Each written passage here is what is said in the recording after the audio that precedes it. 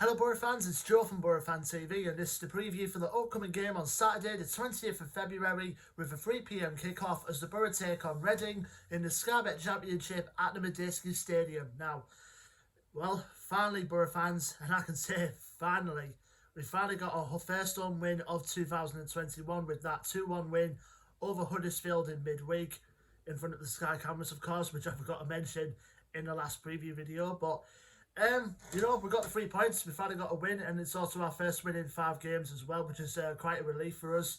In this game, obviously we did fall behind very early on in the 9th minute, to be in fact, through Isaac and Benz's free kick, which it was needless to concede a foul in that area, but fair play to Benze. He took the free kick very well, and Bettinelli had a little bit of no chance for that, keeping that out.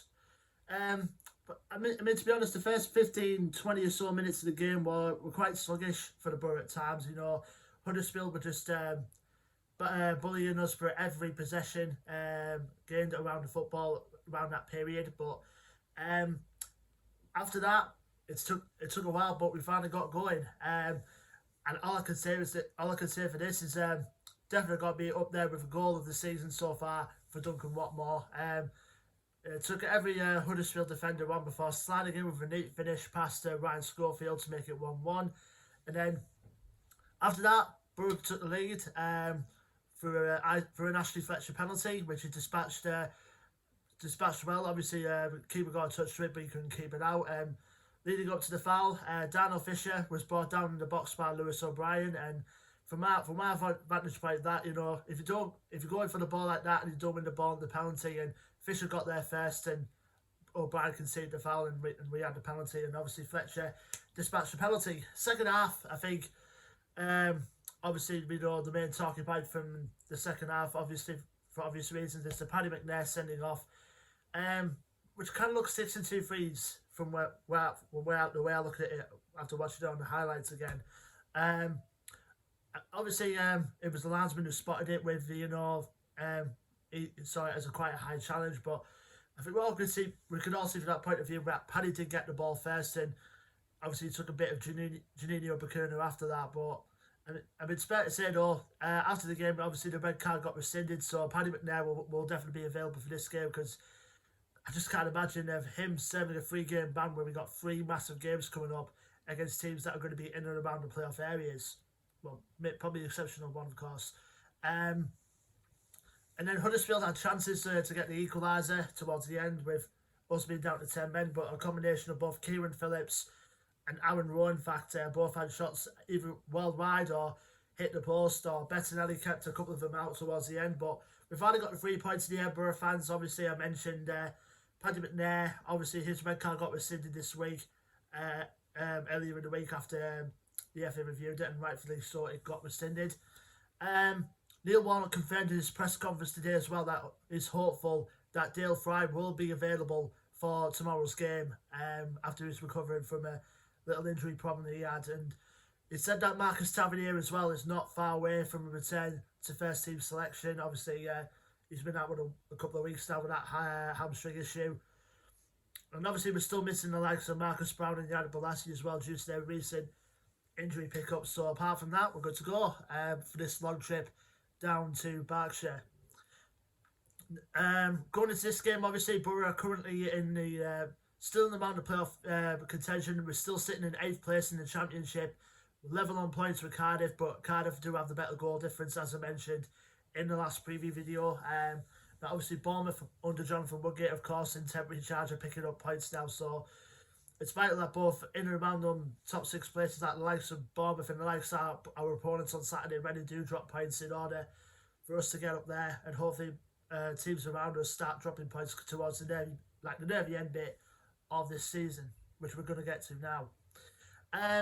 Our opponents for this coming game, Reading, obviously a bit of a surprising season so far for them. I was expecting to be around the lower mid-table parts, but under their new manager, Veljko Paunovic, who they've brought in from the MLS in the summer, it's got around to turning them into a decent team. They're currently in playoff contention at the minute. They currently sit in 5th place in the championship going into this game. Their current record going into the game is played 30, won 16, drawn 6 and lost 9. Last game out for them was a 2-0 win away from home against Bristol City.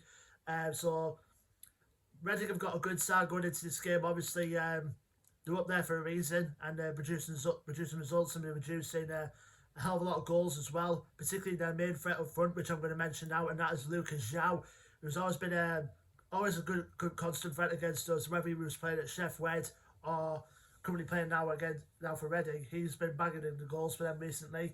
Other players to watch out for Reading as well is Michael Elise. He's been highly rated. He's been a lot of Premier League interest in for him as of late.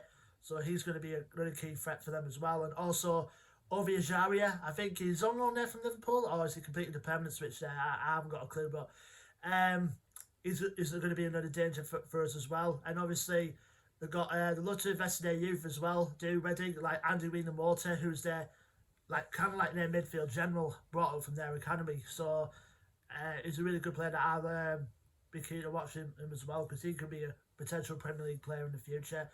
And you've got other players in the defence, like another academy product, Tom McIntyre, in the centre-back positions. Omar Richards as well, who's been linked with the clubs as Bayern Munich in recent times.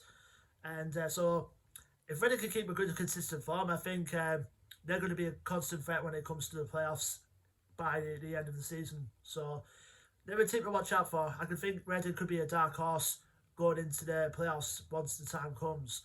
Now, obviously, the last time we played them was obviously at the Riverside towards the beginning of the season, where we drew a goalless draw with them, which was a game with very few chances, I think I do recall.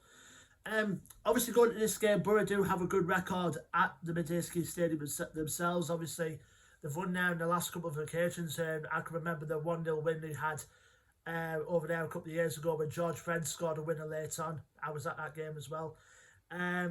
Also, the 2-1 win last season, obviously, with them scoring first with Liam Moore, and then Ashley Fletcher and Patrick Roberts grabbing their goals for Boro to seal the win.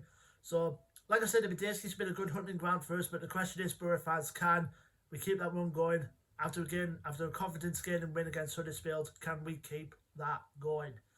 Anyway, let me know your thoughts and predictions going into this game in the comments below. Don't forget to like, share and subscribe as always. Our social media links to Facebook, Twitter and Instagram will be in the description below as well. And until then, I've been Joe from Boro Fan TV, and I will see you on the next preview video, which will be for the game on Tuesday the 23rd of February as Boro welcome Bristol City to the Riverside. Until then, Boro fans, take care and up the Boro.